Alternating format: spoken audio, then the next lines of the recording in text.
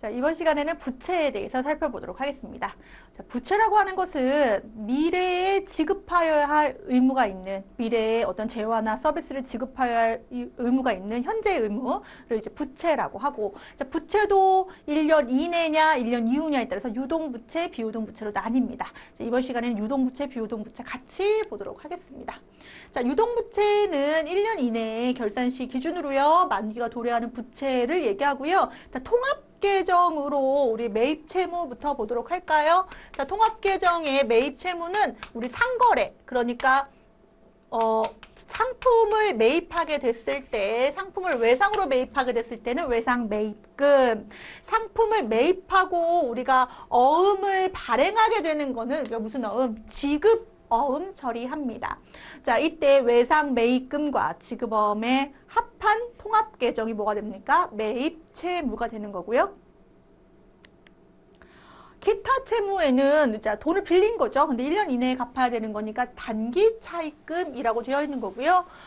또 상거래 이외에, 그러니까 상품을 매입하지 않으면서 우리가 외상으로 거래되는 경우 있을 수 있잖아요. 그 경우에는 우리가 미지급금 처리한다는 거. 그리고 외상 거래, 그러니까 그 상거래 이외의 거래에서 자, 어음을 발행한다고 하더라도 우리가 무슨 처리한다는 거? 미지급금 처리한다는 거. 이것은 우리 앞서 봤던 매출 채권과 기타 채권의 개념, 그리고 매입 채무와 기타 채무의 개념하고 그 결을 같이 한다고 보시면 되겠습니다.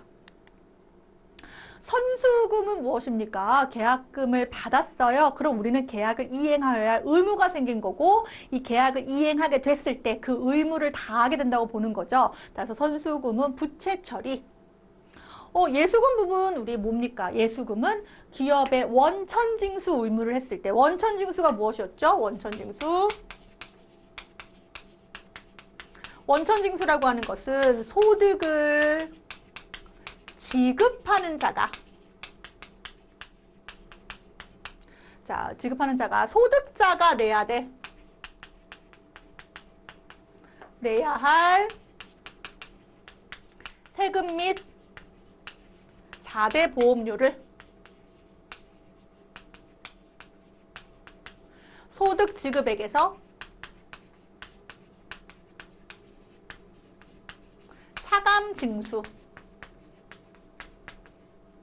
징수하여 대신 납부해주죠. 이것을 뭐라고 합니까? 원천징수라고 합니다. 자, 소득을 지급하는 자는 보통 누가 됩니까? 여기서 기업이라고 보고, 소득자가 누굽니까? 근로자죠. 기업은 근로자한테 뭘 줘야 됩니까? 급여를 줘야 됩니다. 그게 급여죠. 그런데 이 근로자는 국세청에 뭘 신고합니까? 근로소득을 신고하면서 소득세를 내야 되거든요. 그리고 4대 보험료도 근로자가 부담해야 될 내역이 있고요. 따라서 세금 및 4대 보험료를 근로자가 내야 될 거를 누가? 기업이 이 급여 낼 때 아예 빼서 대신 어디에? 신고를 해주는 거죠. 국세청이나 4대 보험기관에.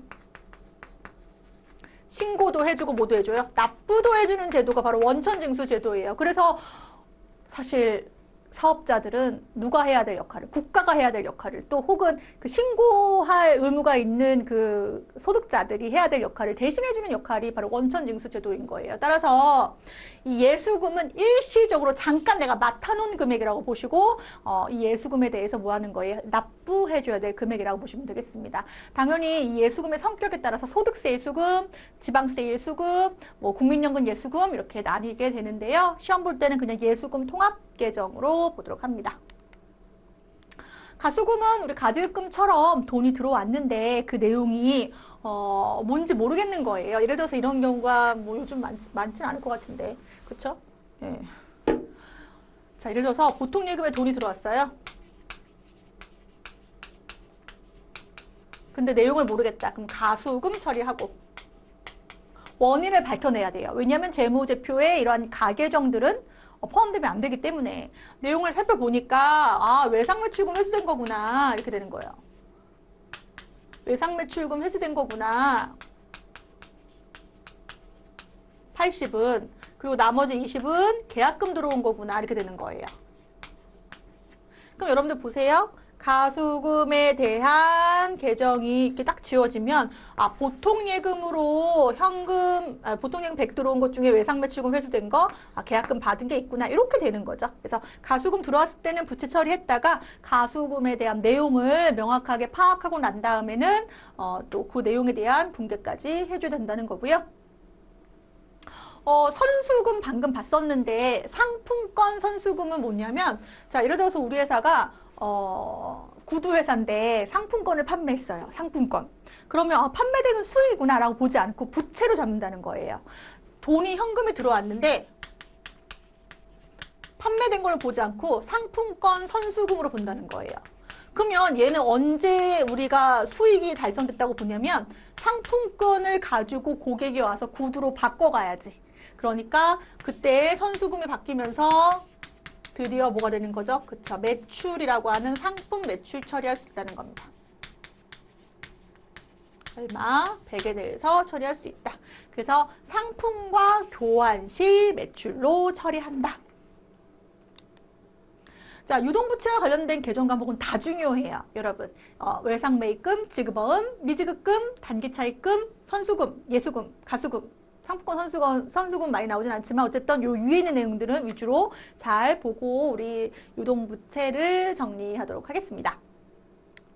자, 그러면 이제 비유동부채도 이어서 보겠습니다. 비유동부채는 우리 많이 나오진 않아요. 회계 2급에서는. 그런데 이제 1년 이후로 갚아야 되는 개념이다라고 봤을 때 사채, 장기차입금, 퇴직금의 충당금 정도는 우리가 알고 가겠습니다. 사채는 우리가 채권을 발행했는데요. 자금 융통을 위해서 발행하는 채권인데요. 요거는 이제 일반적으로 개인기업에서는 있지 않은 일이기 때문에 개정 과목에 그냥 성격만 확인하고 넘어가도록 하겠습니다. 장기차입금은 내가 빌린 돈이 1년 이후로 갚아도 되는 거니까 그 장기차입금 개념은 그렇게 보시고요. 우리가 이번 시간에 좀 중요하게 볼 건 이제 부채성 충당금의 개념입니다. 부채성 충당금. 여러분, 우리가 이 충당금이라고 하는 것이 어떤 개념이냐? 여러분들이 우리가 확정채무,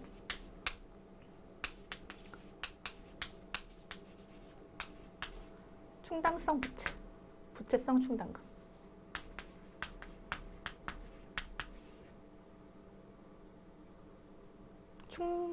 어떻게 쓰는 게 나을까요? 잠깐만요. 확정채무.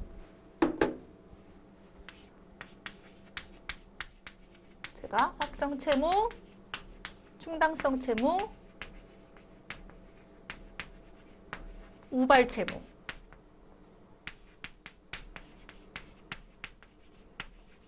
자, 확정채무는요, 우리가 갚아야 될 의무, 금액과 날짜가 명확한 거예요. 그러면 얘는 당연히 부채로서 어디에 계상됩니까? 재무제표에 계상됩니다.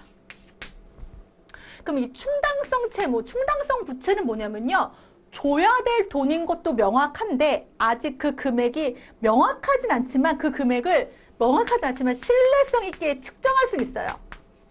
신뢰성 있게 뭐 할 수 있고?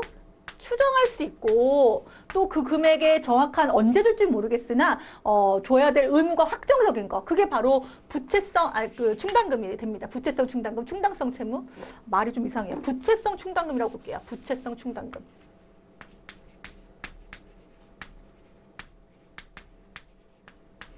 따라서 이 부채성 충당금의 대표적인 게 바로 퇴직급의 충당금입니다.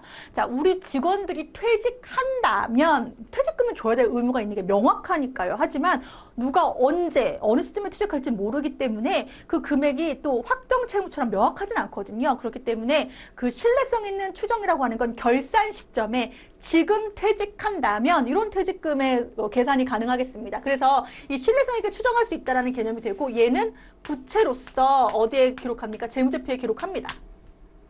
근데 문제는 이 우발채무인데요. 우발채무는 줘야 될 의무는 있어요. 예를 들어 이런 거예요. 우리가 계약을 했는데 어떤 기업과 계약을 했는데 그 계약에서 우리의 그 어떠한 그 책임 소재가 있는 문제가 발생을 해서 계약이 해지되는 경우에 우리가 3배의 그 금액을 물어주게 되어 있다. 계약서에. 그런 내용이 있다는 거예요. 그러면 물어줄 의무에 대해서는 뭔가 부채성의 개념이 있긴 하지만 그 금액이나 시점이나 이런 게 퇴직금처럼 명확하지가 않잖아요. 그러면 이런 두발 채무에 대해서는 재무제표에는 부채로 계상하지 않지만 그 대신에 우리 주주들한테 주석으로는 공시하게 되어 있습니다.